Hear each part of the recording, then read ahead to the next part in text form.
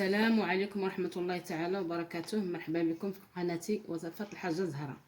اليوم جبت لكم وصفة من تجربتي أنا شخصيا تقليدية لعلاج الكحة بإذن الله السعال. هاد الوصفة تتكون من زريعة الكتان وحبات السوداء سانوج والكمون.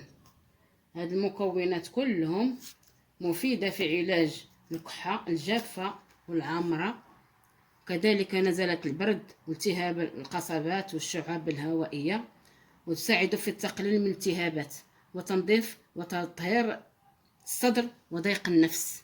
هاد المكونات كلهم مفيدين للكبار لا للصغار.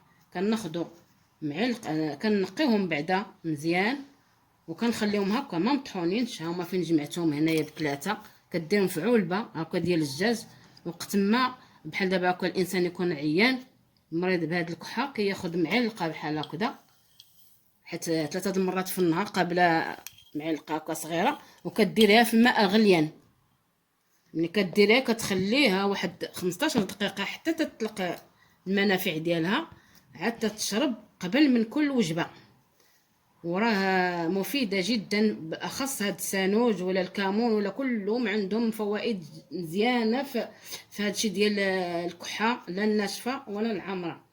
وملي الليل كناخذوا 2 حبات ديال القرنفل. هذه هي باش كتساعدي هاد المواد هاد الاعشاب باش كتساعديهم باش كينقص شويه ديال الالتهابات. كتاخذي 2 حبات ديال القرنفل وشي نص معلقه ديال النافع، وكتخلطيهم مع كاس ديال الحليب يغلاو ثاني واحد 10 دقائق. منين ثاني كيغلاو كتشربيهم من الليل هادي مع النعاس ديريكت للفراش، يشربهم الانسان ويتكا. ولكن الا كاين عندكم زيت الزيتون كما كنا كنديرو حنا بكري، كتسخنيها هكذا فوق، تسخنيها شي شويه تدفيها وكدهني بها الصدر والظهر. ضروري يكون الانسان هكا داخل في الفراش، ما يخرج لا البرد لا والو، واستمر على هاد الوصفه هادو ديال النافع وهذا سميتو، وكذلك ديال النافع في الليل بالحليب.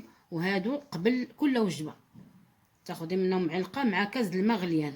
وان شاء الله يكون الشفاء والصحه والسلامه. ونتمنوا لكم تجربوا هاد الوصفه هذه دايره من التجربه ديالنا حنا الناس القدام، وتكون كلشي ان شاء الله كيدوز مزيان. ونتمنوا لكم الصحه والسلامه والشفاء. والسلام عليكم ورحمه الله تعالى وبركاته.